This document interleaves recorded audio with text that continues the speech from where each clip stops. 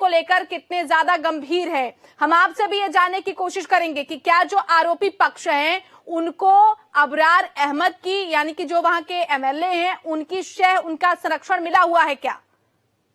Ma'am वो तो जाहिर सी बात है, आप भी देख रहे हैं जब आपके सामने ऐसा कर रहे हैं तो चलिए राम लखन जी एक बार यहाँ पर आपको रोक दें। हमारे साथ एडिशनल एसपी सुल्तानपुर इस वक्त फोन लाइन पर।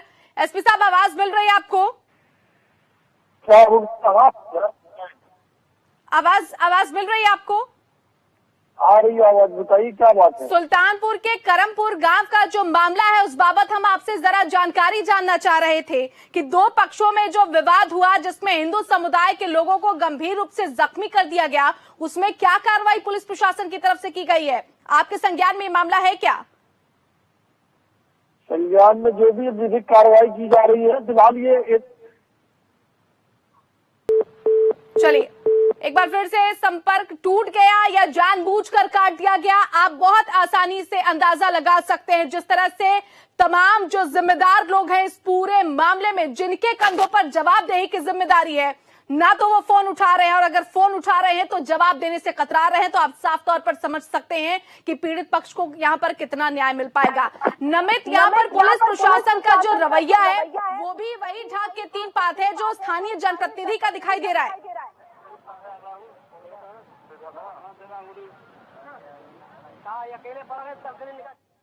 कहीं ना कहीं अब जो है पुलिस वालों पर भी क्या देखा जा रहा है, क्योंकि जिस तरीके से हम केवल आरोप नहीं लगा रहे हैं, हम केवल जानकारी मांग रहे हैं कि आखिर वो जो वारदात हुई है क्या आपके संज्ञान में है, क्या कुछ उन पर कार्रवाई हुई है, लेकिन उस बाबत भी ना ही पुलिस प्रशासन या फिर अगर नेताओं की बात करें वो के लिए तैयार नहीं। तो साफ तौर पर यहाँ पर जवाबदेही जो है प्रशासन की बनती है, क्योंकि उनके इलाके में एक घटना हुई है। जहां तक अगर हम अबरार अहमद की बात करें तो उनके इलाके में इतनी बड़ी घटना हो जाती है और उनको ये तक नहीं पता कि आखिर हुआ क्या है। और दूसरा सबसे बड़ा सवाल ये कि आखिर जिन लोगों के साथ ये मारपीट हुई है इन लोगों ने भी जो है वोट दिए होंगे अबरार अहमद को, इन्होंने भी जिताया होगा, लेकिन अब तक बंद हो गए हैं। अभी तक मुझे नहीं लगता कि इनके पास अबरार अहमद इनका हाल जानने के लिए वहां तक पहुंचे होंगे।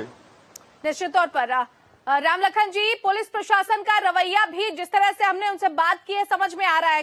पुलिस लगातार ये कह रही है कि कार्रवाई की गई है, वाकई कोई कार्रवाई, कोई गिरफ्तारी क्या पुलिस गांव में आई, और अगर आई तो आप लोगों से क्या कुछ कहा? मैम जहाँ तक हमारे जानकारी में है, जानकारी ये हुई पुलिस वहाँ मौके पे गई, उस स्थान का निरीक्षण की, उसके बाद कार्रवाई किसकी गिरफ्तारी हुई, किसके खिलाफ क्या हुआ, ये अभी तक हमारे समझ में नहीं आ रहा है। क्योंकि अभी भी जो है ये पता चल रहा है कि जो है अभी परसों जो है दो लोग गए थे घर पे और वो जो हमारे दो लोग नहीं चोटिल हैं उनका पूछ रहे थे कि उनके नाम कहाँ है, उनको जो है पता नहीं किस कानून के तहत उनको अरेस्ट करने के लिए कह रहे थे कि जो है जो घर पे आदमी मिलेंगे जेंट्स उनको जो है हम अंदर कर देंगे।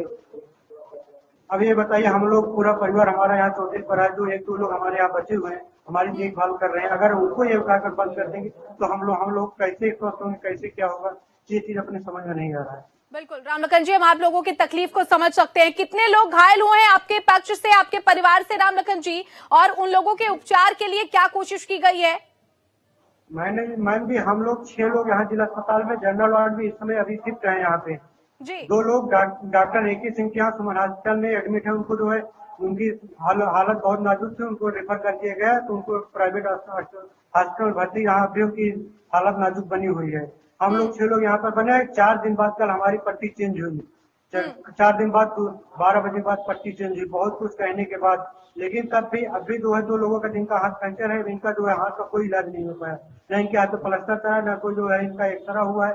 बहुत दिक्कत हो रही है, मैं कैसे क्या करें अब हमारे समझ में नहीं आ रहा है। हम लोग अब हिम्मत हार चुके हैं, लगता है उल्टा केस हमारे ऊपर ही लागू होगा, हमें ही सजा होगी।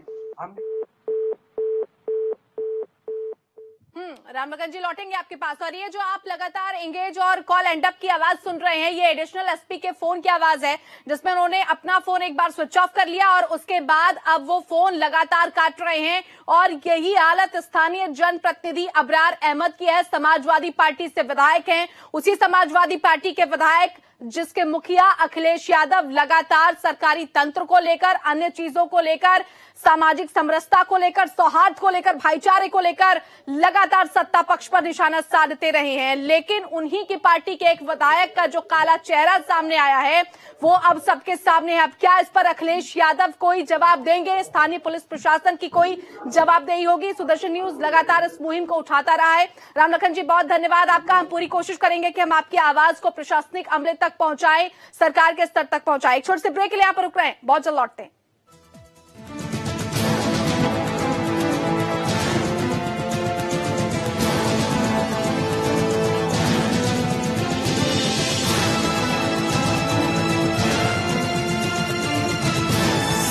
आप देख रहे हैं सुदर्शन न्यूज।